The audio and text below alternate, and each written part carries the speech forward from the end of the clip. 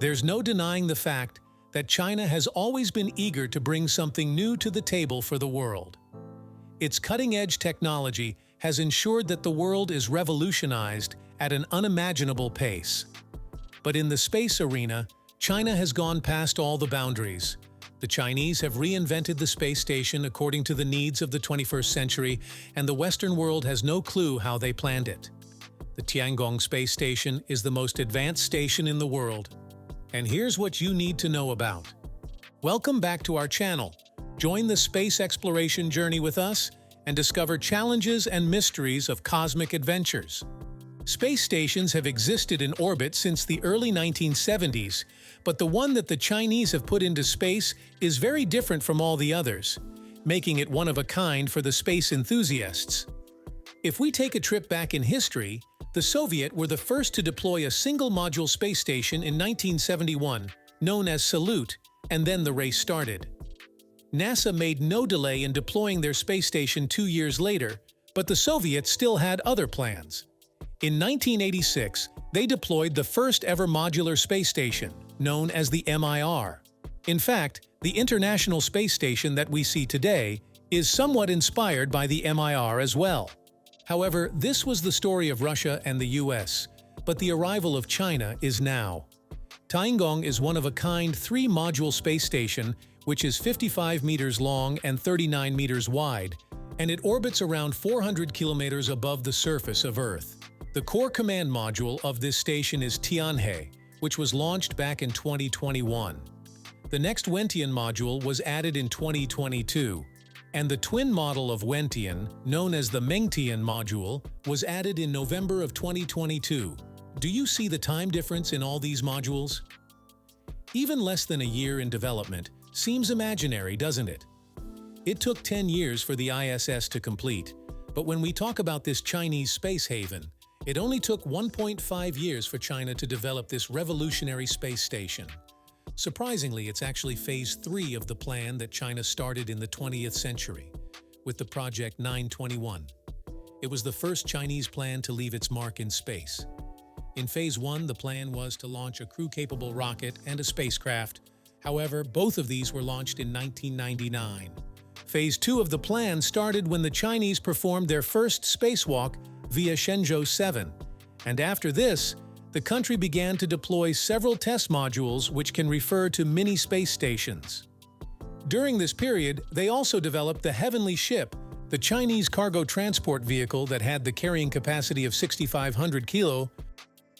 The launch of this was performed in 2016, marking a huge achievement for the Chinese people.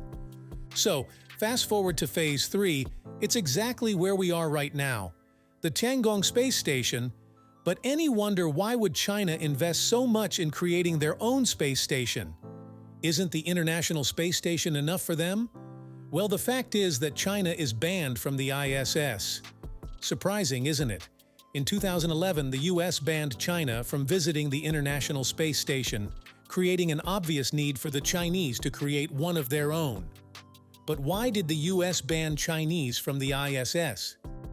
Well, the reasons are obvious: the trade war, the race to become the biggest economic power, and obviously the long history of both these countries of spying on each other. It all makes this very much obvious that the US was never in the mood to take this risk. Still, China always finds its way through, and in terms of space, they did it with style. So what does Tiangong actually look like? The interior of this space station is much more spacious and wider than on the ISS. Even though the outer diameter of Tiangong is somewhat similar to the International Space Station, but from the inside it looks much bigger. The reason can be that the ISS modules have relatively more connection points than of Tiangong, shrinking some amount of space from the inside. Moreover, the technology used in Tiangong is much more modern, so it's understandable that it is smaller in size to fit in the space station, taking up less space. Plus, many systems of the space station are connected wirelessly, making the operations and the logistics much easier for the crew. Each one of us might be tired of watching tons of cables in the space stations, right? But in Tiangong, Most of the technology is hidden behind these white panels. This is the reason it looks pretty clean, doesn't it? Plus, China is also working on developing a space telescope which would be somewhat like the Hubble telescope, but the big difference is that it would be the Chinese telescope. However, this telescope is being developed to manufacture independently from Tiangong, but it will orbit close by. But the fun fact is that it will have the capability to dock with the Tiangong, as it would certainly need service and upgradation over time. Not only this, Chinese are also planning to expand the Tiangong station from 3 modules to a whopping 6 modules. Fascinating, isn't it? It will be a multifunctional expansion model by 2030. The good part is that the expansion in the station would certainly invite international crew members to visit this station, ultimately making it a highly valuable space station. Still, the current 3 modules of the Chinese space station are well managed to make them a great competitor to the International Space Station. In fact, a more modern version of ISS. The fate of this space station will now be dependent on the expansion model, which is just around the corner, and it's worth mentioning that there are very high hopes attached with this project for sure, because China never fails to surprise us, doesn't it? This was the reinvention of the space station by the Chinese and their future plans with it. This all might seem as a part of some movie, but it will actually become a reality. Not because the plan's very solid, but because it's actually very doable. Want to know more about the upcoming space programs and what's changing in our space?